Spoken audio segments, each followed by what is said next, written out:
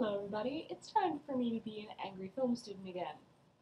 Before I start, I'm going to put up the obligatory spoiler warning. Roll the thing. Today we're going to be talking about Mad Max Fury Road and feminism. So this weekend I went and I saw Mad Max Fury Road again, for the third time in theaters. And as I was talking about it with my boyfriend, something came up that was quite interesting. I noticed that there is a reluctance to call Mad Max Fury Road a feminist film because the plot, like the narrative, isn't overtly focused on preaching feminism. I disagree. So my main point in all this is that Mad Max Fury Road is feminist as all fuck, whether you want it to be or not. I'm going to be dividing my main argument into 5 major points. You can click on any of those points to lead directly to the discussion of that topic. First one is the sheer number of women in this film and their relationships with each other. Number 2 is the way their narrative arcs are structured and the way the story in general of the film treats them. Number 3 is how the form of the film, namely the cinematography and the editing, treat the women. Number 4 is the role of men in the film, and number 5 is the reception of the movie from both fans and critics. Starting with point 1, there are 15 women who have speaking roles in this movie. I'm gonna reiterate that. There are 15 women with speaking roles in this movie. The reason this is so impressive is because most action films, if they have any female characters, they only usually have one. The sexy bombshell, who's a love interest and incredibly sexualized, or she's the one of the guys kind of character who's the exception to the rule. You know, she's a girl, but she can do all these guy things, and she's really cool. So, you know, she's useful, and she's also really sexualized. That could have very easily been Furiosa in this movie, and it wasn't. She's not sexualized at all. And it would have been very easy for them to do so because Charlize Theron is one of the most stunning women in Hollywood. And they just let her act. But she's allowed to, you know, make ugly faces and be angry and have a shaved head and axle grease all over her face, and it's wonderful. She's also allowed to have a close relationship with other women, namely the wives and the Bellini. I want to talk about the wives first. These 5 women are victims of sexual slavery. Point blank, period, end of discussion. That's what Immortan Joe was. He kept them as sex slaves. In a lot of other movies, these 5 women would have just been reduced to a collective who just cowered in the corner and screamed at appropriate times to make us egg on the hero to save them. That's not what these women were. They have individual personalities. They also have a very clear relationship with each other and with Furiosa. The wives and Furiosa also have very differing views on what acceptable levels of violence are. The wives are very pacifistic. Furiosa is very much not. Just because the wives don't really believe in violence doesn't mean that they're passive. They're actively taking the fight for their own freedom into their own hands. They lack the visible strength that Furiosa and Max have, but they make up for it by working together and being clever. The other main group of female characters in this movie is the Bellini, who are incredibly badass grandmas with shotguns and motorcycles. It's everything I wanted in life. They obviously have a close bond with each other, and with Furiosa as a child was taken from them and who's returned as kind of like a prodigal son. But they also immediately take the 5 wives under their wing when it would have been really easy to have them not care. By the way, this movie smashes the Bechdel test to itty bitty tiny little pieces and then drives over what remains with the war rig. Happily. Point 2. The narrative arc of these women. I can't go into detail about every single character arc because there are so many, but I want to mainly focus on Furiosa and the relationship between the wives and the Bellini. Furiosa is the protagonist of this movie. So is Max. It's a dual protagonist story. However, what's really interesting to note is that Furiosa is the one who's placed in the more traditional hero's role. It's her choices that spur on the action of the film. continuously from the beginning of it to the end. It's her redemption story, whereas Max's story is a lot more unconventional for a male lead. I'll get to that later. With regards to the wives, it's a freedom story. They're gaining their freedom. They're not being led to it. It's a very empowering thing, and it's worth it to know that even though they are sex slaves, the writers of the film did not feel the need to include an act of sexual violence or rape in the film that we see, because it's completely unnecessary, because we aren't focusing on these women as trauma victims. We're focusing on them as people who have had horrible things happen to them. There was also no use of gendered slurs in the movie when it very obviously could have been used. And that was really a breath of fresh air. With regard to the Vovolini, I was incredibly impressed because there's this disturbing trend when there are more than one female character in a film. If there's, say, an older female character and a younger one, they're often put at odds with each other. It's this kind of evil stepmother complex. In this film, it's very much more of a bonding and a passing of the torch to the next generation. The Vovolini willfully give their lives to pass on a better life for the younger women that they meet in The Wives and in Furiosa. Point 3. The form of the film. For those of you who aren't aware, this is this phenomenon called the male gaze. It's a technique, I hesitate to say technique, but I can't think of another word, that's often employed in films that basically emulates the way straight men look at women. It's often used to introduce a female character who's a love interest or who's just there for the audience's enjoyment. And by the audience, I mean straight males.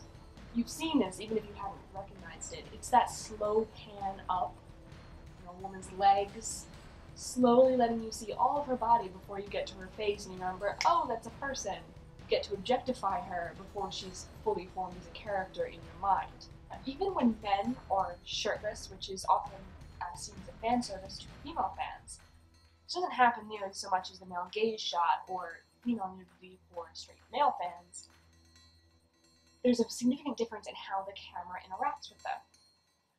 When it's women who are being objectified, the camera often cuts off any humanizing aspects, namely their face, which, in a subtle way, reduces them to an object to be lusted after, looked at, and consumed.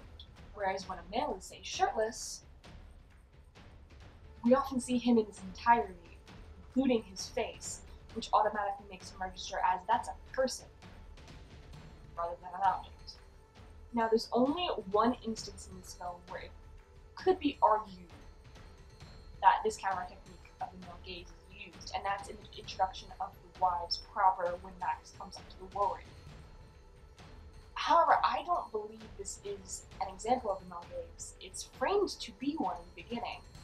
It plays on that convention and audience expectations, but as it pans up, instead of these sexy babes in barely any clothing bathing in the desert, it's women washing off grit and dirt from escaping from sexual slavery and helping each other out of chastity belts, metaphorically helping each other out of the chains of Immortan Joe. So, well, yes, it could be argued because of the way the camera pans up and the way that the women are dressed, but I don't believe it was done in that spirit. There's another instance where a woman is fully naked on the screen and the camera treats her so respectfully. This is when the Valkyrie is acting as bait when the Warwick dries up before she recognizes Furiosa. While yes, there's special care taken with the cinematography to make sure that nothing really is shown, it's very clear that A, she's naked, and B, she's not being sexualized. The camera doesn't linger or zoom in on specific spots of her body. We have her in her entirety, we see her face, we see her actions. We're not just seeing her as a commodity to be pieced up and consumed. Point 4, the role of men in the movie. Now, I'm pretty much only going to be talking about Max and Nux because I'm only talking about the protagonists of the movie. I don't think we really need to delve into Immortan Joe and why he's a shitty person. So the main one to talk about is obviously Max. He is the protagonist of the story along with Furiosa. However, he is the protagonist of a different, more emotional story. Furiosa's arc is very action-driven. Max's is all emotional, of getting past the trauma of what happened in the previous movies, the people that he's lost, and relearning how to function as a human being again. When we meet him in the beginning of the movie, he's practically mute, completely savage, and plagued by these visions of the people that he couldn't save. Now, in the beginning of the movie, there's this action sequence where he's chased down by the war boys. This is a really conventional opening to an action film. There's almost always an action scene that has very little to do with the actual plot of the movie right in the beginning to establish how competent and lucky and suave the main male character is. And for a while we think that this is how this is going to go. Because yes, Max is captured, but he almost escapes, and when he gets to that hook and hooks his chains over, any other movie would have had him sail away gloriously, only to come back to that place as the plot demanded it. But in this movie, he's dragged back, so any hyper-competence that would have been established is completely erased, and he's kind of dragged along for the first third of the movie. When he finally reappears as an active participant in the story, he's not some savior who's here to help these women and sweep them all off to safety. He appears in it as an adversary. So Furiosa beats the shit out of him. He only wins because Max shows up. And this is when is the real turning point for Max's story, is where the trust and camaraderie between him and Furiosa begins, and as that strengthens the movie, that is Max's character arc. That is Max's story.